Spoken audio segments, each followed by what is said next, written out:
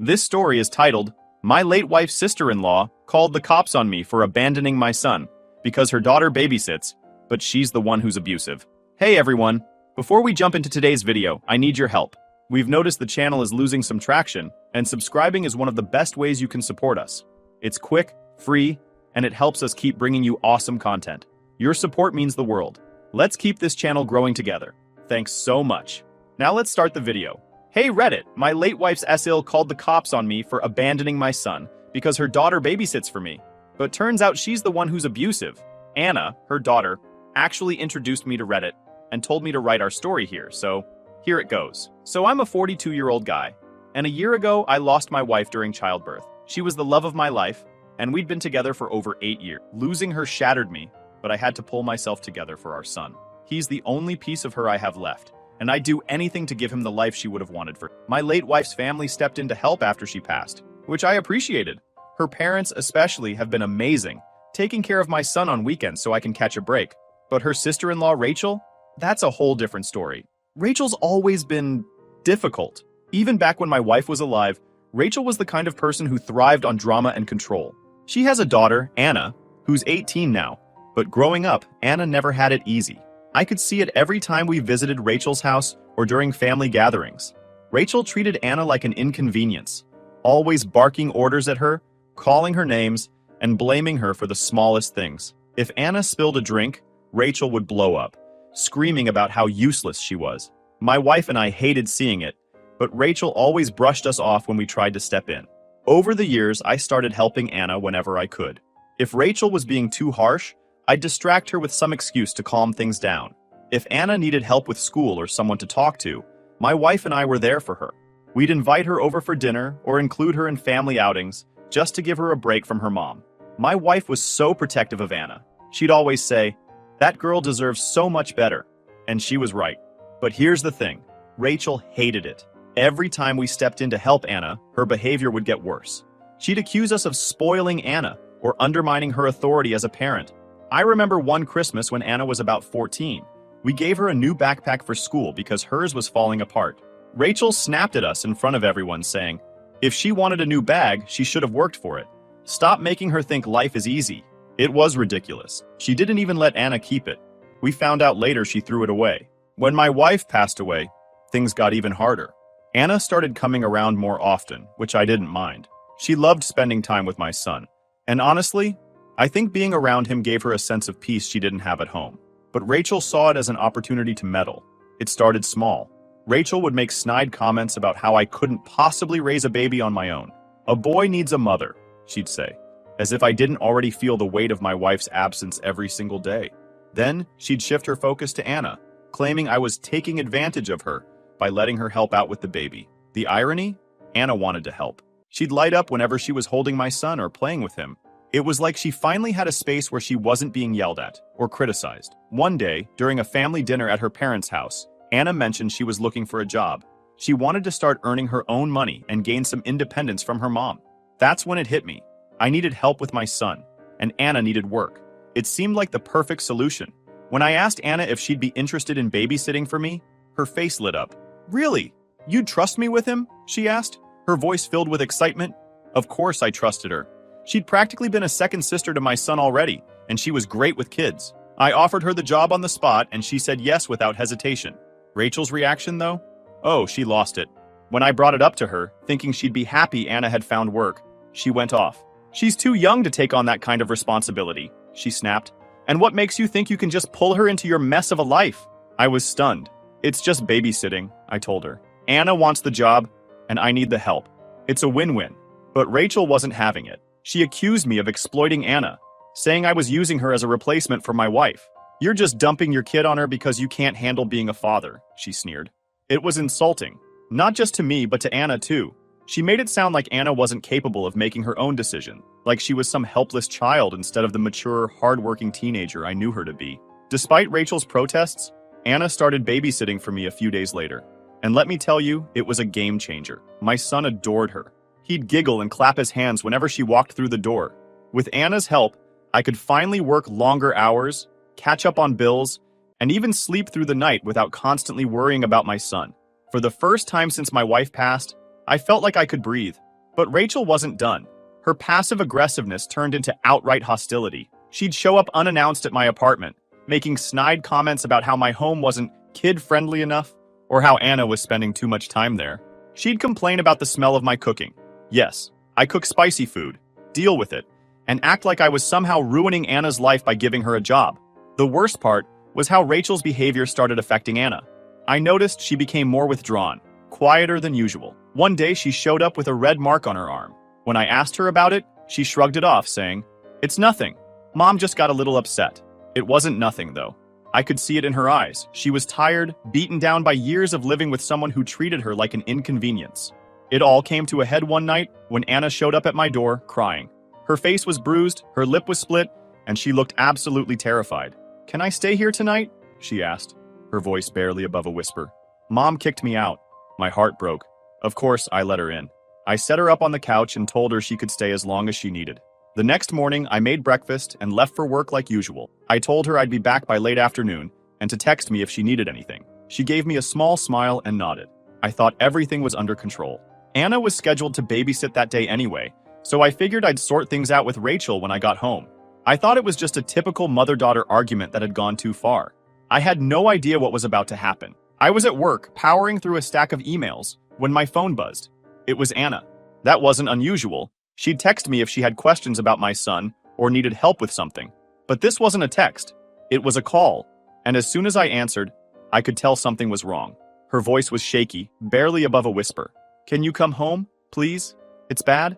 "What's wrong, Anna? Is the baby okay?" I asked, my heart racing. "He's fine," she said quickly, but I could hear the panic in her voice. "It's my mom. She came here. She's gone now, but can you just come home?" I didn't need to hear more. "I'll be there in 15 minutes, I said, already grabbing my keys. When I got to my apartment, the sight that greeted me stopped me cold. The front door was slightly ajar, and inside, the place looked like it had been hit by a tornado. Furniture was overturned, picture frames were smashed, and my son's toys were scattered everywhere. My heart sank as I stepped further inside. Anna was sitting on the floor near the couch, hugging her knees. Her face was pale, and her hair was disheveled. She looked like she'd been through hell. My son was in his playpen, thankfully unharmed but fussing, clearly upset by the chaos around him. "Anna?" I said softly, crouching down next to her. "What happened?" She looked up at me, her eyes red and puffy from crying. "She came here," she said, her voice trembling. "She found out I was staying here somehow, and she lost it."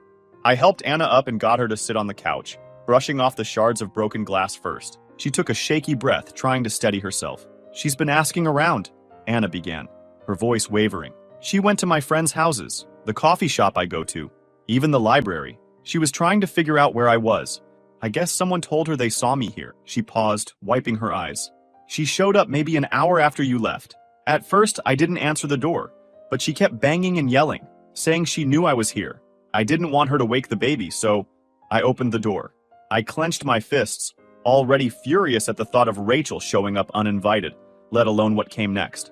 "She started screaming at me," Anna continued, "calling me a traitor, saying I was ungrateful and stupid for staying here. I told her I wasn't going back with her, and that just made her angrier. She grabbed my arm and tried to drag me out, but I pulled away." Anna looked down at her hands, her fingers trembling. That's when she started throwing things. She knocked over the coffee table, smashed a lamp. She grabbed one of your pictures off the wall and threw it across the room. She was out of control. "What about you?" I asked gently, noticing the bruise forming on her arm. "Did she hurt you?" Anna hesitated, then nodded. "When I tried to stop her from breaking more stuff, she shoved me. I hit the wall pretty hard. She kept yelling, saying I had to come home by tonight or else. Then she just stormed out." "Or else what?" I asked, my voice sharper than I intended. Anna's eyes filled with tears. She didn't say, just that I'd regret it if I didn't come home. I took a deep breath, trying to calm the storm of emotions raging inside me. Anger, frustration, worry. It was all too much. I looked around the wrecked apartment, then back at Anna. She looked so small, so defeated, like she'd been carrying the weight of the world on her shoulders for years. "You're not going back there," I said firmly. Anna shook her head. "But if I don't, you're not going back there," I repeated, cutting her off. "You're staying here, and tomorrow, we're going to the police." Anna looked at me, her eyes wide with fear and uncertainty. "The police? What if they don't believe me? What if they think I'm just being dramatic?" Wait, she is my mother after all? I can see she was panicking. That poor girl. They'll believe you, I said, my voice steady. And if they don't, I'll make them. She can't keep doing this, Anna. She hurt you, she trashed my home, and she threatened you. That's enough. For a moment, Anna didn't say anything. Then she nodded, her lips trembling as she fought back more tears. Okay, she whispered. I spent the rest of the night cleaning up the mess Rachel had left behind. Every broken object, every overturned piece of furniture, felt like a reminder of how far Rachel was willing to go to maintain control over Anna. But I wasn't going to let her win. Not this time. The next morning started quietly enough. Anna seemed tense but determined as I left for work. I'll be back soon, I told her, trying to reassure her. If anything happens, call me. She nodded, managing a faint smile, but I could tell she was still shaken from the night before. Rachel's warning about returning home by tonight was hanging over her like a storm cloud. I hadn't been at work long when my phone rang. It was a number I didn't recognize. Normally, I'd ignore it, but something told me to answer. This is Officer Bradley with the local PD. Is this Alex? The voice on the other end asked. My stomach sank. Yeah, this is me. What's going on? I stammered. We've received a report about your son. We're at your residence now. You need to come home immediately, he said, his tone sharp. If you don't, we'll be contacting Child Protective Services. I swear my heart stopped. My son? CPS? What the hell was going on? I didn't even ask for details. I just grabbed my keys and bolted out of the office, leaving my laptop and half a cup of coffee behind. When I pulled up to my apartment, I saw a police cruiser parked outside. My stomach churned as I ran up the stairs. The door to my apartment was wide open, and 2 officers were standing in my living room. One of them was holding my son, who looked terrified, his tiny hands clutching the officer's uniform. His face was red and streaked with tears. What the hell is going on? I demanded, trying to keep my voice steady as I reached for my son. Are you the father? The officer holding my son asked. When I nodded, he handed him back to me. The relief of holding my son in my arms was overwhelming, but it was short-lived. We received a report that you left your child home alone with no supervision, the other officer said, his expression serious, almost accusatory. What? That's not true, I said. Anna, my babysitter, is here. She's watching him right now. The officer glanced at his partner, then back at me. We've spoken to Anna. She says she's your babysitter, but her mother reported that she was forced into this situation and that you've been treating her like a surrogate mother for your child. What? I was stunned. That's ridiculous. Anna agreed to babysit. She's been doing it for months and she's great at it. I pay her fairly, and she's never said anything about being uncomfortable. Before the officers could respond, I heard a familiar voice from the hallway. He's lying! Rachel's shrill voice cut through the air like a knife. She stormed into the apartment, her face flushed with rage. He's been using my daughter as free labor, treating her like she's his wife or something. This is abuse! I stared at her, completely dumbfounded. Are you serious right now? I shot back. Anna is my babysitter. That's it. She wanted the job. She needs the money. Rachel crossed her arms, glaring at me. She's 18. She shouldn't be stuck here raising your kid while you're off doing God knows what. The officers tried to calm things down, but Rachel wasn't having it. She kept going, accusing me of taking advantage of Anna and claiming I was using her because I couldn't take care of my own son. She even had the audacity to suggest that CPS should step in because I was unfit to be a parent. My blood was boiling, but I knew yelling wouldn't help. I have cameras in the living room, I said, trying to keep my voice steady. They record everything. If you want proof that I've done nothing wrong, I can show you. The officers exchanged a glance, then nodded. All right, one of them said. Let's take a look. I led them to my computer and pulled up the footage. My hands were shaking as I navigated through the files. First, I showed them the footage from that morning. It showed Anna feeding my son, playing with him, and even cleaning up after breakfast. Nothing out of the ordinary. Then I pulled up last night's footage. It showed Anna arriving at my door, her face bruised and tear-streaked. The audio caught her saying, "Mom kicked me out. Can I stay here tonight?" And me responding, "Of course. You can sleep on the couch." The officers watched silently as the footage played. Rachel, meanwhile, was fuming. "This doesn't prove anything," she snapped. "He's just cherry-picking what he wants you to see." "Hang on," I said, scrolling to the part of the footage from earlier that day. "This is what you need to see." The video showed Rachel breaking into my apartment while I was at work. She was yelling at Anna, demanding that she leave. Anna's voice was shaky but firm as she said, "I can't leave. I'm watching the baby." Then came the part that made my stomach churn. Rachel screamed, "I don't care about that kid. Let him cry himself to death for all I care." The room went silent. Even the officers looked taken aback. One of them turned to Rachel. Ma'am, do you have anything to say about this? Rachel's face turned red. She's my daughter, she shouted. I have every right to get her out of this mess. The cops asked if I wanted to press charges. Damn right I did. One of the officers stepped forward and told her, breaking into someone's home is a crime, ma'am, and your behavior today has put this child at risk. We're going to have to take you into custody. Rachel lost it. She started screaming and flailing as the officers cuffed her. You're ruining my life, she shouted at me. You're a terrible father, and CPS will take that kid away from you. As they escorted her out, I felt a mix of relief and exhaustion. But the chaos wasn't over yet. Later that evening, Anna came back. She was in tears, furious that I had her mom arrested. You didn't have to go that far, she yelled. She's my mom, no matter what she did. I tried to explain. Anna, I did this to protect my son. Your mom broke into my house and put him in danger. But she wasn't listening. You don't understand what this is going to do to my family, she shouted before storming out. I sat down on the couch, my son asleep in my arms, feeling completely drained. I knew I'd done the right thing, but I couldn't shake the guilt. Had I just made everything worse? The hours after Rachel's arrest were a blur. I held my son tightly, watching him sleep in my arms, and tried to process what the hell had just happened. The relief of knowing Rachel couldn't hurt us anymore was quickly overshadowed by the nagging feeling that this was far from over. The next morning, I woke up to a flurry of missed calls and text messages. Word of Rachel's arrest had spread fast. Some messages were supportive, like Mrs. Henderson, my neighbor, who wrote, "It's about time someone stood up to her," but most were less kind. Rachel's family had jumped on the situation like vultures, accusing me of blowing things out of proportion and tearing their family apart. Why would you get Rachel arrested? One text read. She was just trying to look out for her daughter. You didn't have to ruin her life. Another one simply said, you're disgusting. I stared at my phone, a knot forming in my stomach. I'd expected backlash, but seeing it in writing made it all feel so much worse. Later that day, I got a call from Anna's aunt, Rachel's sister. She was livid. I don't know what your problem is, but you had no right to involve the police, she yelled before I could even say hello. Rachel was just trying to protect her daughter from being overworked. You've made this 100 times worse. I tried to stay calm.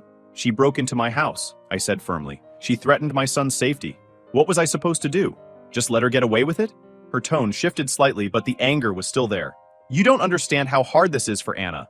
You've put her in an impossible position. She's stuck between you and her mom now.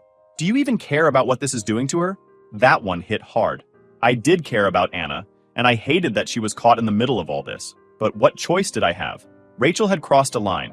Several, actually. And I wasn't going to let her actions go unchecked. As the week went on, it became clear that Rachel's arrest had divided the neighborhood. A few neighbors avoided me entirely, refusing to meet my eyes when I passed by.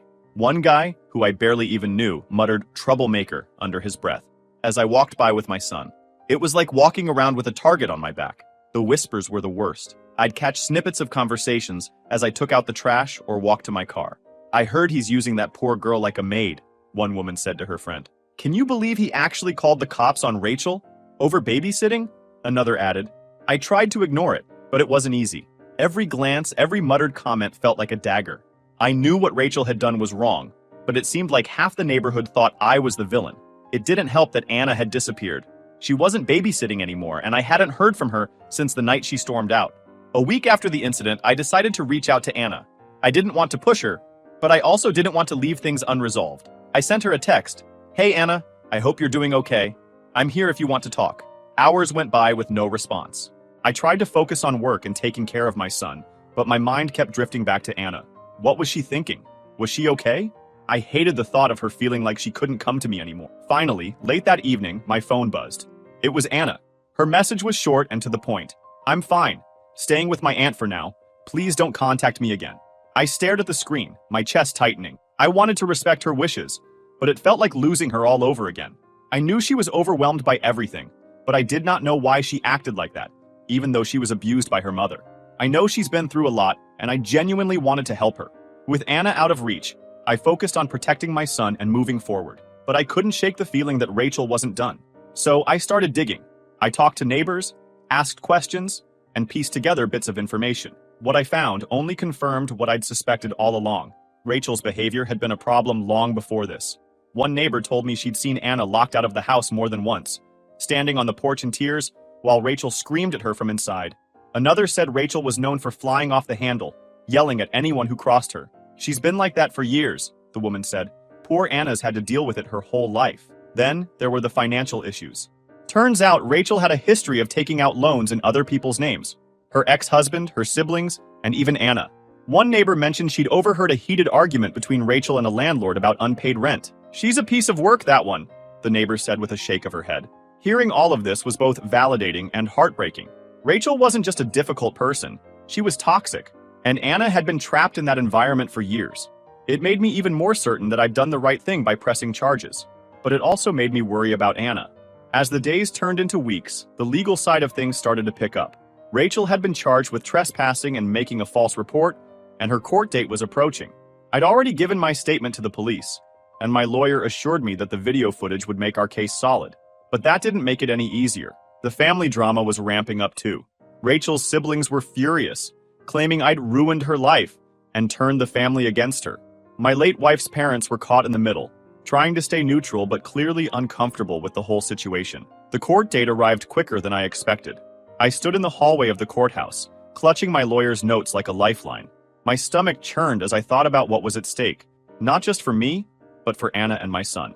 Rachel's actions had disrupted all our lives, and now it was time to face the consequences. The courtroom was small, but tense. Rachel sat with her lawyer, looking smug as ever. She glanced my way once, smirking, like she thought this was all some kind of game she was about to win. My lawyer started strong, presenting the surveillance footage as evidence. The videos spoke for themselves. Rachel breaking into my apartment, twice, yelling at Anna, and outright saying she didn't care if my son was left alone. Rachel's lawyer tried to spin it, arguing that Rachel had been acting out of concern for Anna's well-being. My client was merely trying to protect her daughter from an exploitative situation, he said. But things turned when Anna was called to testify. I hadn't seen her in weeks, and my heart ached as she took the stand. She looked nervous, her hands trembling as she adjusted the microphone. But there was a determination in her eyes that hadn't been there before. "Anna," the judge began, "can you describe your relationship with the defendant, Rachel, and your experience working for the plaintiff?" Anna nodded slowly, her voice shaky at first. "Rachel is my mom," she said, "and I've been babysitting for Alex for a few months now." Then she was asked about her relationship with her mother. Anna hesitated, her eyes darting toward Rachel.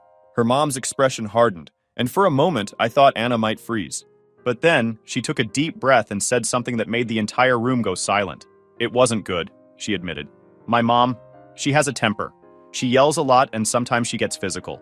I've had to leave the house before because I didn't feel safe." Rachel immediately shouted, "That's a lie!" But the judge silenced her with a stern warning. Anna continued, her voice gaining strength. "That night she kicked me out after an argument and she hit me. I went to Alex's house because I didn't have anywhere else to go. He let me sleep on the couch. He didn't do anything wrong. He was just trying to help." As Anna spoke, more details began to surface. She talked about how Rachel had taken out credit cards in her name without her permission, how she'd been locked out of the house more times than she could count, and how Rachel constantly belittled her, calling her useless and a burden. The courtroom was silent except for Anna's voice. Even Rachel's family, who had been staunchly defending her up until now, looked uneasy. It was as if they were seeing a side of Rachel they hadn't wanted to acknowledge. When Anna finished, the judge looked at her kindly. "Thank you for your honesty," he said. "It takes a lot of courage to speak out like that." The judge didn't take long to make his decision. Rachel was found guilty of trespassing, making a false police report, and causing emotional distress. She was sentenced to community service and ordered to pay damages, both to me and to Anna. CPS also announced that they were launching a formal investigation into her parenting. As the verdict was read, Rachel's smug expression finally cracked. She shouted that it wasn't fair, that she was just trying to be a good mother, but no one was listening anymore. The truth was out, and there was no spinning it. A week after Rachel's arrest, there was a knock at my door. When I opened it, Anna was standing there. She looked tired but calmer, her eyes less clouded with anger. "Can I come in?" she asked hesitantly. "Of course," I said, stepping aside. She sat down on the couch, the same one where she'd slept the night Rachel kicked her out. For a moment, neither of us said anything. Then she took a deep breath and started talking. "I'm sorry," she said quietly, "for yelling at you, for leaving. I was so scared and confused and I didn't know what to do." "You don't have to apologize," I said. "You've been through so much. I just want to make sure you're okay." Anna nodded, her fingers twisting nervously in her lap. "I've been staying with my aunt since the arrest. It's better, quieter, but I can't stop thinking about everything that happened. About my mom. She's not your responsibility," I said gently. "You deserve to live your life without fear, without being controlled by her." Anna looked down, her voice trembling. "I know. and I think I'm starting to realize just how bad it was. She's been like this for as long as I can remember, but I always thought maybe it was normal. Maybe I deserved it. My chest tightened. You didn't deserve any of it, Anna. None of this is your fault. She nodded again, tears welling in her eyes. I think I finally believe that. And it's because of you. You stood up to her when I couldn't. You didn't let her win. As the days turned into weeks, Rachel's world began to unravel. The CPS investigation into her parenting uncovered years of neglect and abuse. The financial records. Everything. The court eventually ruled that Rachel was unfit to have custody of Anna. Her parental rights were terminated. She moved out of the neighborhood shortly after, leaving behind the wreckage of her own making. With Rachel out of the picture, Anna began to thrive. She enrolled in college and started working part-time at a bookstore. She came over to visit my son regularly, and the bond they shared only grew stronger. Watching them together was a reminder of why I'd fought so hard, to give my son a safe, loving environment and to help Anna escape the cycle of abuse. For me, this past year has been too much. Losing my wife, stepping into the role of a single dad, and trying to protect Anna from a situation no one should ever have to face. There were moments I felt like I was drowning, like the weight of it all might crush me. Yet, through it all, I kept pushing forward, for my son, and for the life I promised my wife I'd give him. To all of you reading this who are dealing with life struggles alone, I just want to say, remember, you're stronger than you think. You're not alone, even if it feels that way sometimes. Keep going.